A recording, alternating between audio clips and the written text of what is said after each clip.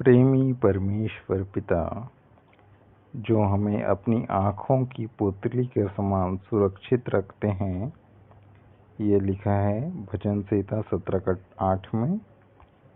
और प्रेमी परमेश्वर प्रभु यीशु मसीह जी और प्रेमी परमेश्वर पवित्र आत्मा प्रभु जी के अति पवित्र और सामर्थ्य नाम में आप सभी को जय मसीह की। आज की तारीख है शनिवार 24 जुलाई 2021। मुख्य विषय है परमेश्वर पिता के बारे में अध्ययन कर रहे हैं हम। इसे यूनानी में पेट्रोलॉजी भी कहते हैं। कृपया ध्यान दें, अभी हम जो सीख रहे हैं उसे सिस्टमैटिक थियोलॉजी कहते हैं, मतलब अपने परमेश्वर और अन्य विषयों के बारे में एक क्रम से अध्ययन करना। आज का विषय है 9 पॉइंट देख चुके थे, आज 10वां पॉइंट देखेंगे। परमेश्वर की महिमा, ग्लोरी ऑफ गॉड, भाग पहला है ये। परमेश्वर की महिमा के विषय में परमेश्वर का वचन हमें मुख्य 20 बातें सिखाता है, जिनमें कुल 29 बातें हैं, जिनमें से हम 2 बात देखेंगे। परमेश्वर की महिमा प्रभु यीशु मसीह में दिखाई देती है। कहाँ लिखा है?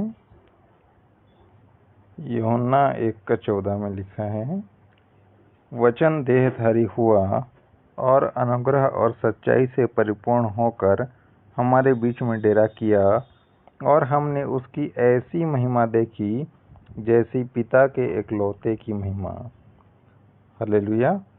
तो यहाँ यूहन्ना प्रभु यीशु मसीह के जीवन और सेवकाई को दर्शाता है, जिसे उन्होंने 3 वर्षों तक देखा था, यूहन्ना और बाकी चेलों ने, जो आरंभ से परमेश्वर के अनुग्रह, सच्चाई और महिमा से भरी हुई गतिविधियों से परिपूर्ण था, जैसा कि यूहन्ना 2:11 में लिखा है।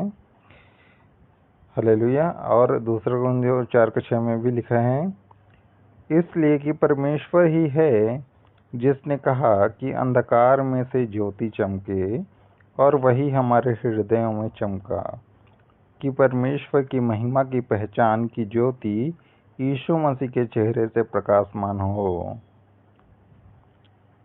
यहाँ हम देखते हैं पुरानी वाचा की महिमा जो मूसा के चेहरे से प्रकट होती थी, वो समाप्त होती जा रही थी, लेकिन नई वाचा के संस्थापक खुद प्रभु यीशु मसीह में परमेश्वर की महिमा कभी समाप्त नहीं होगी।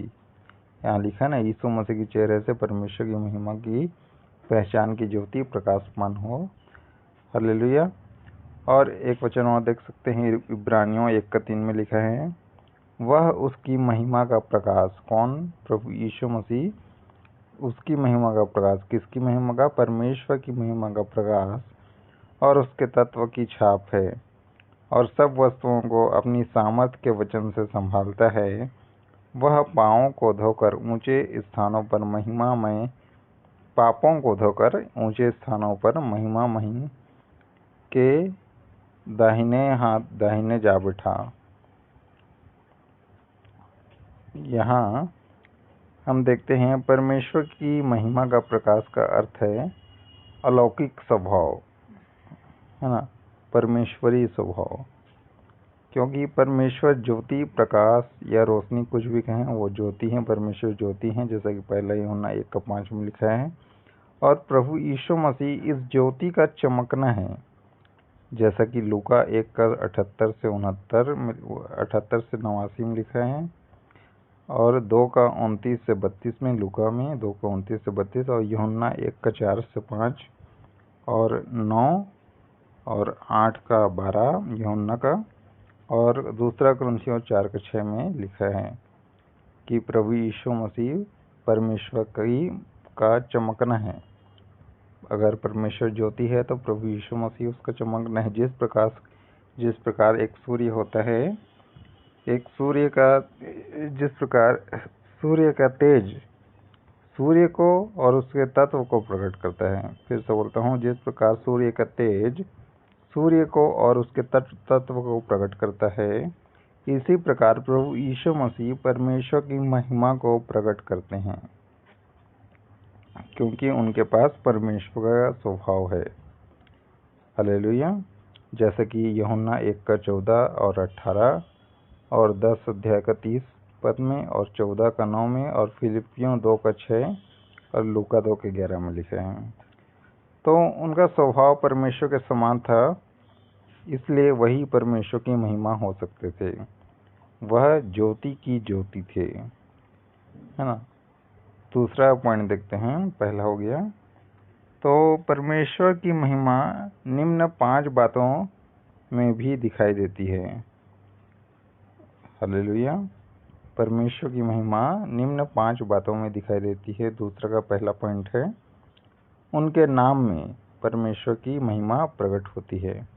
परमेश्वर के नाम में आइए देखते हैं, व्यवस्था विवरण 28:58 में लिखा है, यदि तो इन व्यवस्था के सारे वचनों के पालने में जो इस पुस्तक में लिखे हैं चौकसी करके उस आदरणीय और भय योग्य नाम का, यहाँ देखिए आदरणीय और भय योग्य नाम लिखा है, इसका इंग्लिश में लिखा है ग्लोरियस एंड फियरफुल नेम।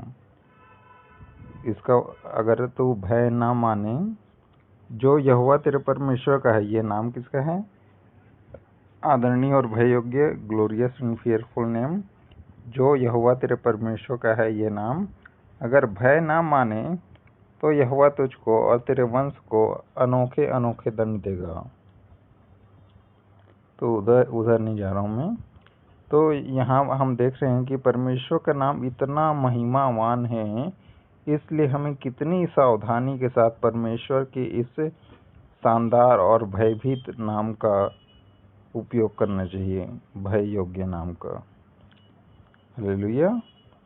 और जैसे नहम्याह 9:5 में भी लिखा है, और शुरू का मैं नहीं पढ़ रहा हूँ, चलो पढ़ देता हूँ। फिर यीशु कदमिएल, बानी, हसबन्या, सेरेब्याह, होदिया, सबन्या और पतैया नाम लेवियों ने कहा, खड़े हो, अपने परमेश्वर यहोवा को अनादि काल से अनंत काल तक धन्य कहो।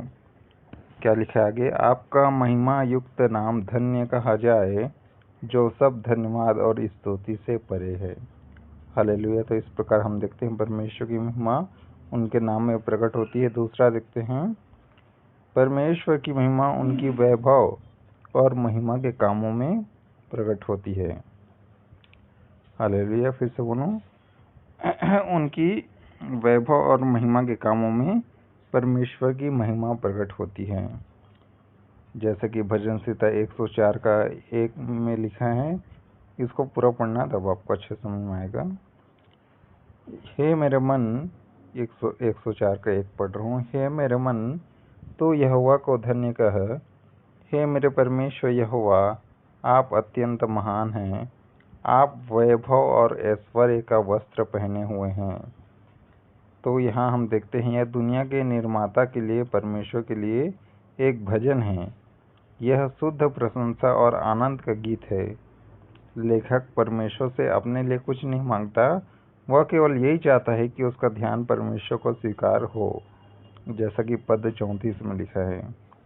तो इस भजन की मुख्य रूपरेखा में उत्पत्ति के पहले अध्याय में दिए गए सृजन की कहानी इस प्रकार है। देखिए, उत्पत्ति में जो परमेश्वर ने सृष्टि किया था, काम किया था अपनी महिमा से, तो उसकी भी एक छोटी सी छवि हमें दिखाई देती है। तो देखिए, इस भजन में और उस अध्याय में, मतलब उत्पत्ति के पहले अध्याय में के बीच एक अंतर दिखाई देता है कि वहाँ सृष्टि अतीत में है। अतीत में मतलब लिखा है ना, आदि में परमेश्वर ने आकाश और पृथ्वी की सृष्टि की, तो सृष्टि अतीत काल में, भूतकाल में है। लेकिन इस भजन में जब हम पढ़ते हैं तो यहाँ परमेश्वर की जो सृष्टि करने का कार्य है, जो भी वो कार्य है, वो अभी भी चल रहा है। तो इससे, इस भजन से हमें ये पता चलता है कि परमेश्वर ने दुनिया बनाने के बाद अपने काम को हमेशा के लिए बंद नहीं कर दिया।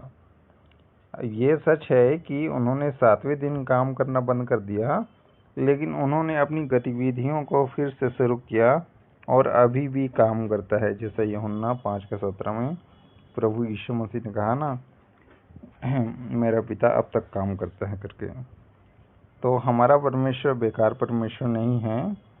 इस भजन में यह स्पष्ट रूप से देखा गया है जो परमेश्वर जो निर्माता है पूरे ब्रह्मांड का, वह लगातार अपनी रचना को बनाए रखता है और नवीनीकृत करता है। क्योंकि जब हम इस भजन को पढ़ते हैं तो लगभग 20 से भी अधिक बातें हमें दिखती है जो परमेश्वर अभी भी कर रहे हैं, और इन सभी कार्यों में परमेश्वर की महिमा प्रकट होती है।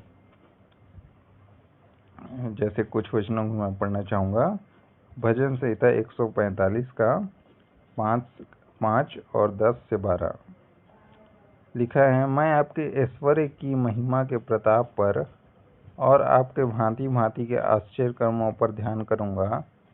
10 में लिखा है, पद 10 145 का 10, हे यहोवा, आपकी सारी सृष्टि आपका धन्यवाद करेगी और आपके भक्त लोग आपको धन्य कहा करेंगे। 11 में लिखा है, वे आपके राज्य की महिमा की चर्चा करेंगे और आपके पराक्रम के विषय में बातें करेंगे। 12 में लिखा है कि वे आदमियों पर आपके पराक्रम के काम और आपके राज्य के प्रताप की महिमा प्रकट करें। तो इन वचनों का अगर हम अनुवाद करें, दूसरा अनुवाद पढ़ें तो इस प्रकार पढ़ा जा सकता है, कहा जा सकता है, मैं आपकी महिमा के शानदार वैभव और आपकी अद्भुत रचनाओं का ध्यान करूंगा। तो यहाँ शानदार विषय हैं जिनके बारे में विश्वासियों को दूसरों को बताना चाहिए। यहाँ लिखा है ना, मैं आदमियों पर आपके पराक्रम के काम को प्रकट करूंगा, मैं चर्चा करूंगा आपके राज्य की महिमा को, जैसे पद 11 में लिखा है, आपके पराक्रम के विषय में बातें करूंगा कहता है। तो परमेश्वर के इन महिमा के कामों को हमें दूसरों को बताना चाहिए, क्योंकि कितने सारे लोगों ने अभी तक परमेश्वर के राज्य, उनकी महिमा और बाइबल में जितने भी दर्ज हैं शक्तिशाली उनके कामों के बारे में उन्होंने कभी सुना ही नहीं है। तो उनको बताने से क्या होगा कि उनको दूसरों को बताने से उन्हें सच्चाई मिलती है, और इस सच्चाई को जानने के बाद वो भी परमेश्वर की महिमा करते हैं और खुद को प्रोत्साहित करते हैं। तो यहाँ हम देखते हैं कि परमेश्वर का राज्य एक ऐसा विषय है कि यदि हम उसके पूरे जीवन की बात करें तो हम उसका एक छोटा सा हिस्सा भी नहीं बता पाएंगे। जैसे कि भजन संहिता 22 का 28 और 66 का 7 में लिखा है, और दानियल 4 के 34 से 35 में लिखा है। तो आगे हम कल देखेंगे, आज के लिए बस इतना ही। तो प्रेम परमेश्वर इस प्रेम संदेश के द्वारा हम सभी को बहुत बहुत और बहुत आशीष दे। आमीन। God bless you all.